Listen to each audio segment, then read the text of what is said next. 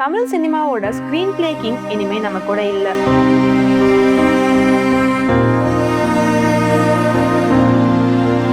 கொஞ்ச நாளைக்கு முன்னாடிதான் தன்னோட குருநாதரான பாரதி ராஜா அவர்களை தமிழ் சினிமா இழந்துச்சு. அந்த வழி கூட இன்னும் மறையாத நிலையில வெறும் 17 நாள்ல அவரோட சிஷ்யனான பாக்கியராஜ் அவர்கள் இன்னைக்கு காலையில ஏற்பட்ட திடீர் மாரடைப்பால தன்னோட 73வது வயசுல காலமாகிருக்காரு. இந்த ஒரு செய்தி ஒட்டுமொத்த தமிழ் திரையுலகையும் மிகப்பெரிய அதிர்ச்சியில ஆழ்த்திருக்குது. ஹீரோனா 6 பேக் இருக்கணும், 10 பேரை ஒரே அடியில தூக்கி போடணும் அப்படின்னு இருந்த காலத்துல ஒரு சாதாரண மனுஷனும் ஹீரோ தான். நல்ல கதை இருந்தா போதும், கண்டிப்பா படம் ஓடும் அப்படின்ற நிரூபிச்சவர் பாக்கியராஜ் அவர்கள் தான். திரைக்கதைனா என்ன, ஒரு சீனை எப்படி எழுதணும், ஒரு கிளைமேக்ஸ் எப்படி ஆடியன்ஸை ஆச்சரியப்படுத்தும், இது எல்லாத்துக்குமே ஒரு பாட புத்தகமா இவர் இருந்தாரு. ஒரு சாதாரண குடும்பத்துல பிறந்த பாக்கியராஜ் அவர்கள் சினிமா மேல இருந்த ஆசையை மட்டுமே நம்பிக்கையா பிடிச்சுக்கிட்டு கோடம்பாக்கத்துக்கு வந்தாரு. ஆரம்ப வாழ்க்கை ஒன்னும் அவ்வளவு ஈஸியாலாம் இல்ல. வாய்ப்புக்காக நிறையவே போராடினாரு. அந்த போராட்டத்துக்குலாம் அப்புறம் இயக்குனர் பாரதி ராஜா சார் கிட்ட உதவி இயக்குனரா சேர்ற வாய்ப்பும் இவருக்கு கிடைச்சது. அந்த ஒரு வாய்ப்பு தான் அவரோட வாழ்க்கையவே தலைகீழா மாற்றி போட்டுச்சு. புதிய வாழ்ப்புகள் படம் மூலமா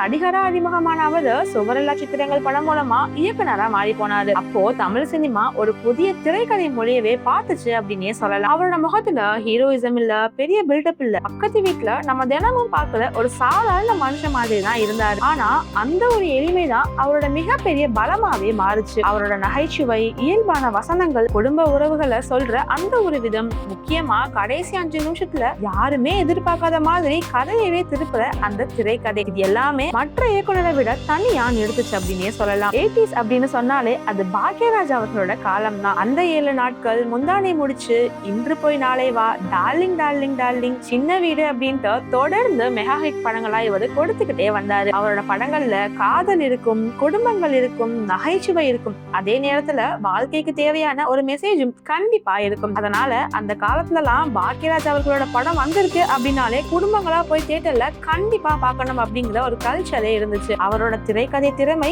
எந்த அளவுக்கு மதிக்கப்பட்டுச்சு அப்படின்னா, மக்கள் திலகம் எம்ஜிஆர் சாரு அவரோட தன்னோட கலை வாரிசு அப்படின்னு பாராட்டி இருக்காரு. தமிழ்ல மட்டும் இல்லங்க, பாலிவுட்ல கூட அமிதாப் பச்சனை வச்சு ஆக்ரி ராஸ்தா மாதிரியான மிகப்பெரிய வெற்றி படங்களை இவர் கொடுத்து தன்னோட திறமைய இந்திய சினிமாவுக்கு நிரூபிச்சிருந்தாரு. வாழ்க்கையில வெற்றி மட்டும் யாருக்கும் நிரந்தரம் இல்ல. பாக்கியராஜ் சாரோட பயணத்திலையும் சில தோல்விகள் வந்துச்சு. காலம் மாறுச்சு, சினிமா மாறுச்சு, ரசிகர்களோட ரசனையும் மாறுச்சு. ஆனா அதுக்காக அவரு ஒதுங்கிலாம் உட்காரல. பாக்கியா பத்திரிகை மூலமா ரசிகர்களோட எப்பயுமே இவர் தொடர்புல இருந்துட்டு தான் வந்துட்டு இருந்தாரு. கடைசி வரைக்கும் சினிமாவையும் எழுத்தையும் ரசிகர்களையும் விட்டு பிரியாத ஒரு கலைஞரா இவர் வாழ்ந்துட்டு வந்துட்டு இருந்தாரு. இன்னைக்கு அவர் நம்ம கூட இல்ல அப்படின்னு சொல்றப்போ உண்மையிலேயே கொஞ்சம் கஷ்டமா தான் இருக்குது. ஆனா ஒரு கலைஞன் மறையலாம், அவரோட படைப்புகள் எப்போதுமே மறையாது. திரைக்கதைனா என்னன்னு கற்றுக் கொடுத்த ஆசிரியர், சாதாரண மனிதனும் ஹீரோ ஆக முடியும் அப்படின்ற நிரூபித்த படைப்பாளர், குடும்ப கதைகளுக்கு ஒரு புதிய உயிர் கொடுத்த இயக்குனர், அவர் விட்டு சென்ற அந்த படைப்புகள் தமிழ் சினிமா இருக்கிற வரைக்கும் கண்டிப்பா வாழ்ந்துட்டே தான் இருக்கும். உங்களோட படங்கள், உங்களோட வசனங்கள்,